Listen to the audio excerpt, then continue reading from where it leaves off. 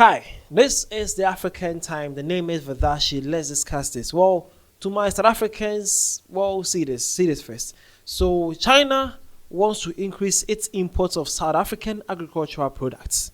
Yeah, this is what is happening between South Africa and China right now in their trade relations. Okay, now China is actually looking forward to increase their imports of agricultural products from South Africa. Now, South Africa, are you guys up to the task? Because China is about 1 billion plus people, and they are now actually aiming to increase their agricultural import from your country. You guys need to be producing more than you can actually imagine. Are you guys ready? Well, let's dive inside and see what is happening here. The name is Vadashi. This is the African Time. We are actually discussing mostly Africa content. Let's go. Now, the agricultural economic today, they say China wants to increase its import of South African agricultural products. Now, Chinese official statements should always be taken with considerable seriousness, especially when it comes to matter of trade. Under this farming, we took note when Mr. Wu Pai, current Chinese ambassador to South Africa, posted on an X social media platform that China and South Africa needs to strengthen our bilateral trade and economic cooperation.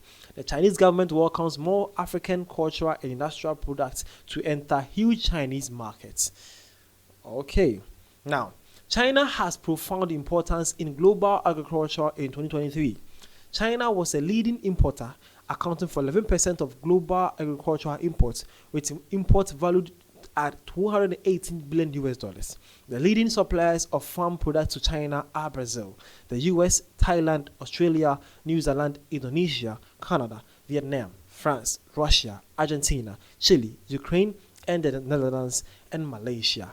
However, China has been on a journey to diversify its agricultural exports beyond these suppliers, which has accelerated following the US initial tariffs in 2018 and is ongoing in 2025. South and Latin America countries, as well as Australia, have been the primary beneficiaries of China's diversification strategy so far. But South Africa must also be part of this conversation, and what Ambassador Wu Pai raises, China's interest in South African agricultural products is a starting point for a deeper trade conversation. The first step will have to be for South African authorities to approach China to present a range of products that can be exported, and then build from there. South Africa remains an eligible player in the Chinese agriculture market, accounting for a mere 0.4%, that is $979 million of China's agricultural imports of 218 billion in 2023. These imports include a variety of fruits, wine, red meat, nuts, maize, soya beans, and wool. However, there is room for more ambitious agricultural exports efforts.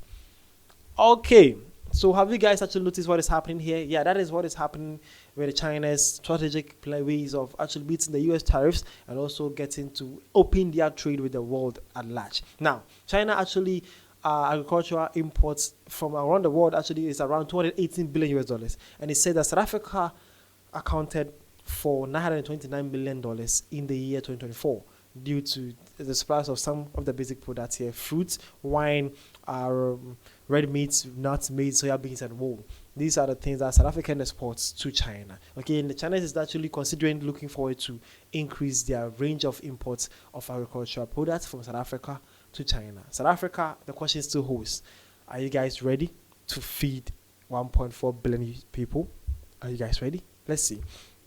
Let's see what South Africans think. You can also share your point of view in the comment section and let us know what you also think. Well, this is it. This one says, should our government rather focus on increasing employment by producing locally and not imported products that destroy our industries? Look at what happened to our textile industry.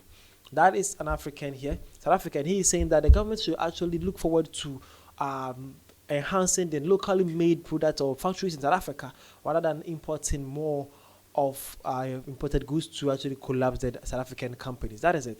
If South Africa is to export from South Africa or to China, they need to increase their production. And how do we increase production? The government needs to invest in the local industries and local factories to increase their production. The local farms, the local factories, the local everything locally, they need to increase it.